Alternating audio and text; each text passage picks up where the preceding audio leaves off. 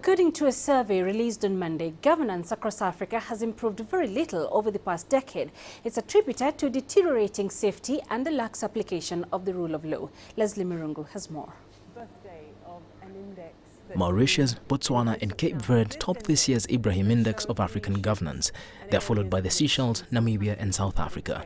While overall the index has improved by just 1 point over the past decade, the scores of 3 of the top 10 countries have dropped since 2006. Major economies like South Africa and Ghana have registered some of the largest deteriorations. We see an improvement. It's not a fantastic improvement, but it is an improvement. So, good news, but not fantastic news. The index shows that nearly 70% of Africans are living in countries where there's been an improvement in governance. And for the first time, the index is also looking at the perceptions of Africans themselves. So included this year is data from Afrobarometer, which is people's own perception of what is happening in their countries. So I think that the index makes a critical contribution to that accountability. The survey has also found that almost half of Africa's 54 countries have recorded low scores in the safety and rule of law category. Then of course we have the worrying trends, and I would pick out 2. One is this issue of safety and security, and the fact that it's the one element that has had such a major impact on the overall governance figures. And of course 2 elements to that, personal safety, but also national security.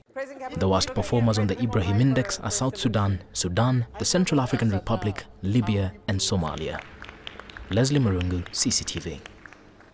Now, for more on that, I'm joined in studio by Dr. Caspar Njuguna, a senior policy advisor and director at the Africa Policy Institute. Dr. Njuguna, thank you very much for joining us. Thank you very much. What are your thoughts on the latest Ibrahim Index of African governance?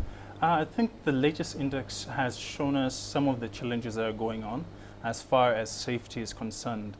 On the other categories, which include human development, we see some slight increases.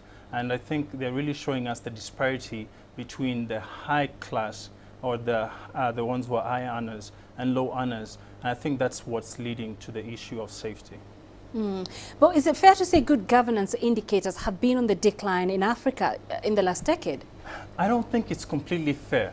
I think it depends on the reinterpretation. I think they're looking at participation maybe, and the selection process in terms of selecting the presidency.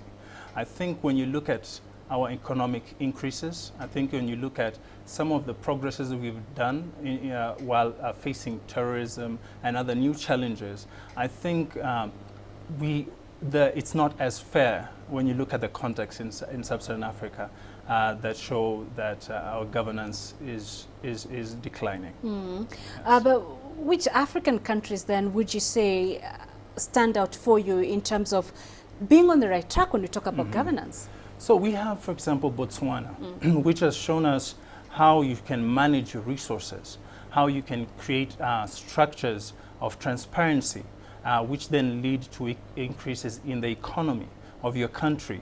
And so that's one example. We have examples even in Kenya, where we see some increases in freedoms of the people on expressing themselves, and the fact that the opposition has ability to grow. A recent case with the Kenyan president during the launch saying that he will let everybody participate, including the opposition.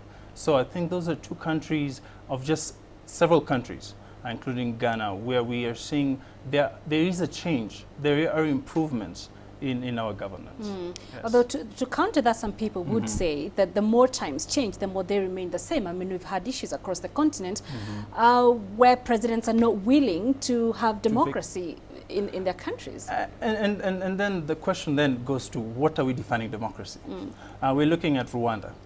We're saying they're not leaving, the changeovers. Are they reinterpreting their understanding of democracy from an Africanist perspective?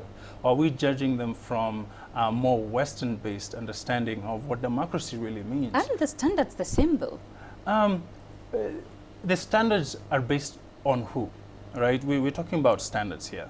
And we have Rwanda, which is leading the world in the level of gender equity in selection. Yet, the parliament passes a law that pushes for a third-term president. So the question then is, what is the standard? Because the standard is improve women's entrance, which is happening across the continent. But at the same time, even in countries like those, where we'll expect change and turnover going fast, so are those countries saying, we love stability, we want change, and we want to change the selection process based on our context? Or are we then looking at those countries and telling those countries that we know better on how you should create your democracy? So I think that's the big question. So then what are the factors, the major factors that help determine or define good governance? Okay, so I think one of the measures of good governance, we have to look at why even have a government in society to start off with.